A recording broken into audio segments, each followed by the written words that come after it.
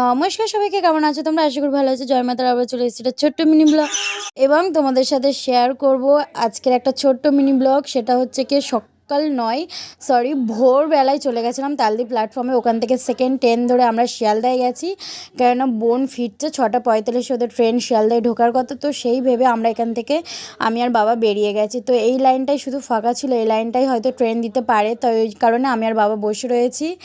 তো সকালে এতটা ঠান্ডা লাগছিলো, ওই জন্য আমি চাদর টাদর জড়িয়ে গেছি। আর ফাইনালি ওই লাইনটাই ট্রেন দিয়েছে। তো বোনদের ট্রেনটা ঢুকে গেছে আর ট্রেনে প্রচুর প্যাসেঞ্জার লেগেছে এবং বোনকে খুঁজে পাচ্ছি না। আমরা হাঁটতে হাঁটতে হাঁটতে হাঁটতে অনেকটা পিছনে গেছি, তারপর দেখি বোন ওই যে দেখতে পাচ্ছ আসছে একদম। ও একটু ট্রেন গাড়ি চললে একটু নেতিয়ে পড়ে।